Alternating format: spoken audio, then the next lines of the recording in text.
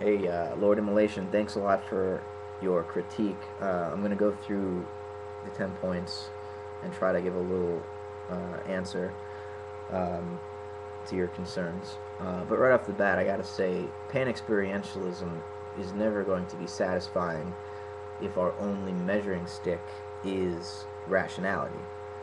Um, because ultimately, rationally speaking, materialism, idealism, dualism, and Panexperientialism in any of its several versions, they all make logical sense. You know, they can be explained in a way that's grammatically correct, logically correct, uh, and you would hope a way that can be understood by everybody. So we don't really decide to appropriate any one of these schools of thought based on rationality alone. Um,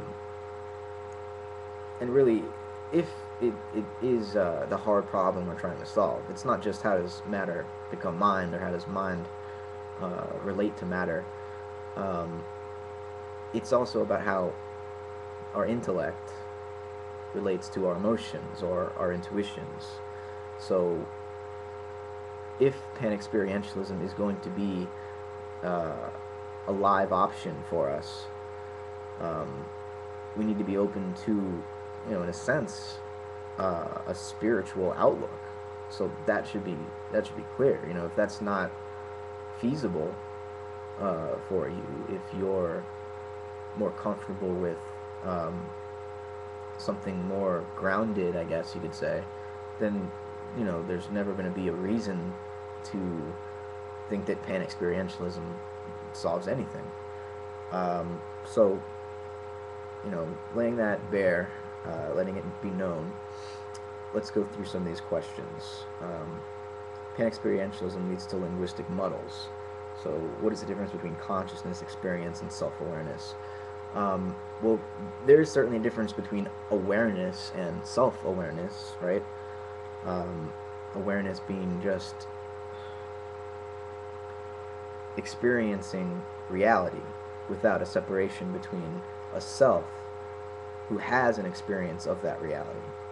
So I would say a bacterium is aware, but it is not self-aware, like a chimpanzee who can tell that it's got a dot on its nose of paint, when it looks in the mirror, and certainly a human who is not only self-aware but aware almost to an infinitely recursive potential because we have language, and that opens up a lot of doors, a lot of possibilities for consciousness that weren't available to it when it was um, within other simpler bodies, other simpler organisms.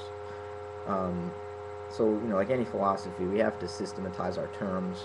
There are enough words that imply subjectivity.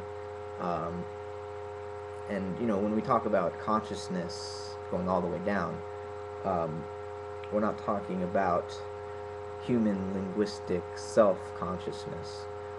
We're talking about subjectivity or interiority, what it's like to be something in the most basic, sense, without any of the complications that arise when organisms evolve nervous systems and, huge masses of neurons like human beings.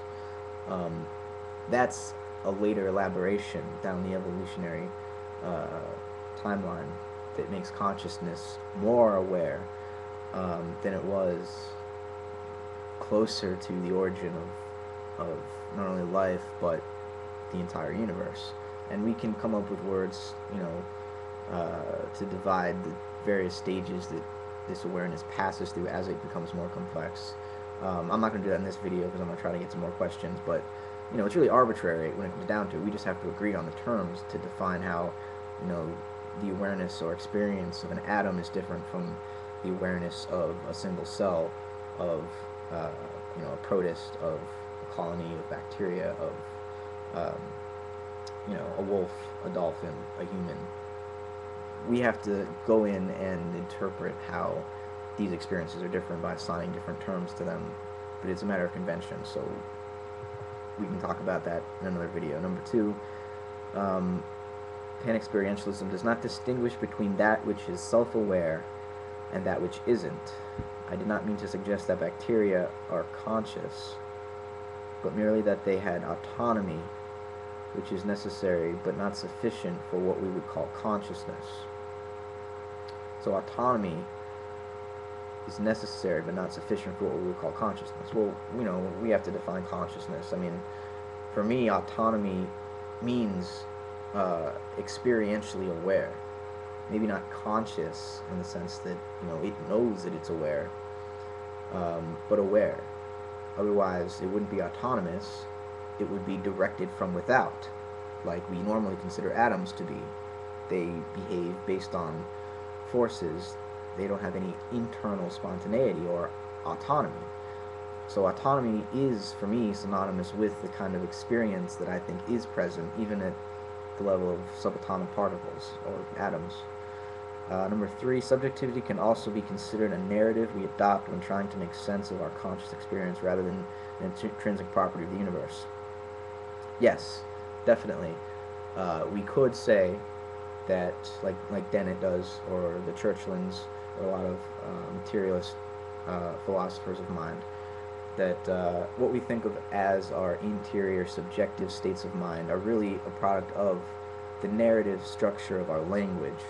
And we all talk to each other and write our own stories and create an autobiographical background made of language for our behaviors, and somehow language makes us think that we are having these experiences, that there is a somebody that we are. But see, I make it, maybe it's just an assumption, maybe it's an anthropomorphization, or maybe it's just weird, but I think for there to be a story, in other words, the story that science tells about the nature of reality, there must be a storyteller. And the storyteller and the story are both necessary for either one to exist. You can't have a story without a storyteller, right?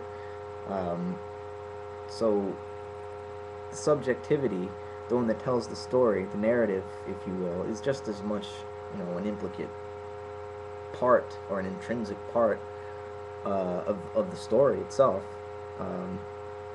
as just the universe is. I mean, without a storyteller, the universe would have no story. It would just...